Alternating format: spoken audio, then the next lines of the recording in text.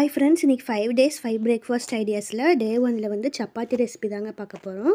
இதில் வந்து நான் ராகி மாவு, சத்து மாவு, கோதுமை மாவு 3 ஆட் பண்ணியிருக்கேங்க.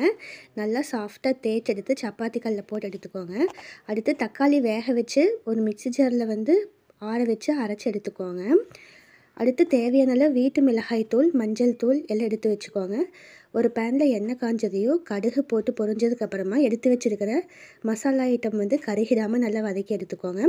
இதுக்கப்புறம் கட் பண்ணி வச்சுருக்கிற சின்ன வெங்காயம், பச்சை மிளகா, கருவேப்பில் போட்டு வதக்கிட்டு அரைச்சி வச்சுருக்கிறது வந்து ஊற்றி நமக்கு தேவையான அளவு கன்சிஸ்டன்சிக்கு ஏற்ற மாதிரி தண்ணி ஊற்றிக்கோங்க.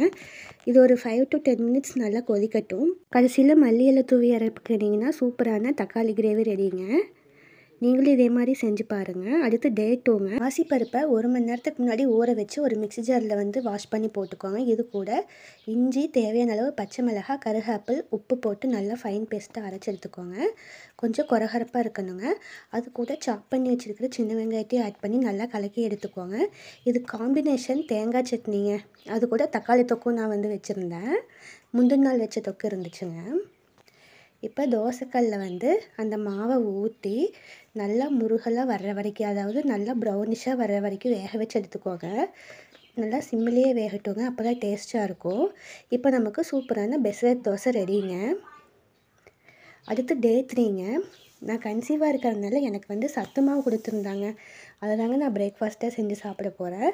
ஃபஸ்ட்டு இந்த சத்து மாவை வந்து உடச்சி ஏர்டைட் கண்டெய்னரில் போட்டு வச்சுக்கோங்க. அடுத்து ஒரு பேனில் நல்லா தண்ணி கொதிச்சதுக்கப்புறமா நம்ம தேவையான அளவு சத்து மாவு, நாட்டு சர்க்கரை போட்டு நல்லா கலக்கிக்கோங்க. உங்களுக்கு எந்த அளவு கட்டியாக வேணுமோ அந்தளவுக்கு நல்லா மிக்ஸ் பண்ணி அடுப்பு ஆஃப் பண்ணிவிட்டு ஆறுனதுக்கப்புறம் பால் ஊற்றி குடிச்சிங்கன்னா ரொம்ப டேஸ்ட்டாக சூப்பராக இருக்குங்க. நீங்களும் ட்ரை பண்ணி பாருங்கள். ஃப்ரெண்ட்ஸ், டே 4 and 5 வீடியோ வந்து நான் ஃபுல் டீட்டெயில்ஸும் எடுக்கலைங்க. அம்மா வீட்டுக்கு வந்துட்டேன். நான் தூங்கி எந்திரிக்கிறதுக்குள்ளேயே எங்கள் அம்மா சமைச்சு வச்சிட்டாங்க. ஷார்ட்ஸுக்காக மட்டும் கொஞ்சமாக எடுத்தேங்க. நீங்களும் இதே மாதிரி குக் பண்ணி பாருங்கள். ஏதாச்சும் டவுட் அப்படின்னா மறக்காமல் கமெண்ட் பண்ணுங்கள். வீடியோ பிடிச்சிருந்தால் லைக் பண்ணி ஷேர் பண்ணுங்கள். மறக்காமல் சப்ஸ்கிரைப் பண்ணிடுங்க. நாளைக்கு இன்னொரு டிஃப்ரெண்ட்டான வீடியோவில் மீட் பண்ணலாம். அது வரைக்கும் tata, bye bye, see you, take care.